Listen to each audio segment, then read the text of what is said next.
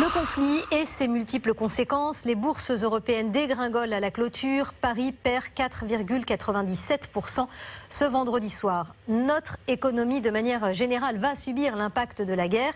Certains prix ont déjà commencé à grimper. Alors à quoi faut-il s'attendre pour l'avenir? Vicky Bogart s'est penchée sur le sujet et répond à vos questions. Alors Vicky, les prix à la pompe vont-ils continuer à augmenter? Eh bien malheureusement oui, car le conflit ukrainien accentue leur flambée. Le litre de sans-plomb dépasse aujourd'hui 1,90 €, le diesel 1,87 €.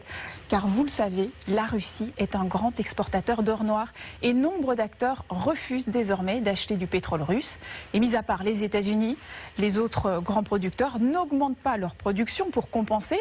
Il y a donc un problème d'offres et des incertitudes qui font flamber les prix. Alors on va parler du gaz également concerné. C'est pareil, les prix du gaz atteignent des records historiques car là encore, l'Union européenne importe 40% de son gaz depuis la Russie. Toutes les activités consommant beaucoup d'énergie voient donc leur coût s'envoler.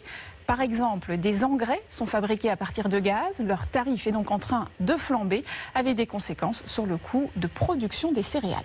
Et justement, est-ce que l'on doit s'inquiéter pour les prix du pain ou des pâtes ?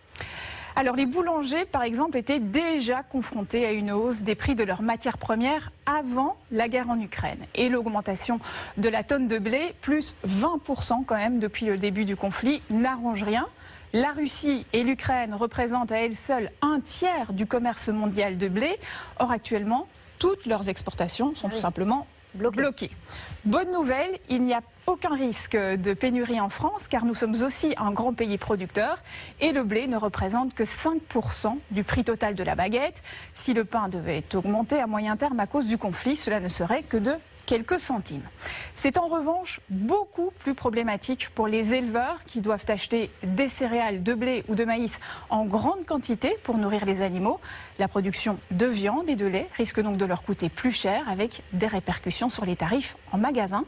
Quant au prix des pâtes, il augmente, mais ce n'est pas directement lié à la crise en Ukraine, car elles sont fabriquées à partir de blé dur venant du Canada, des États-Unis ou même de France. Cela n'a rien à voir avec le blé tendre produit en Ukraine et en Russie. Eh bien, vous m'apprenez quelque chose. Alors, d'autres produits risquent-ils d'être concernés par des augmentations à cause de ce conflit?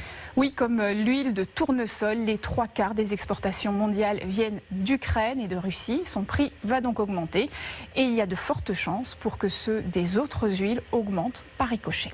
Merci beaucoup, Vicky, pour toutes ces informations.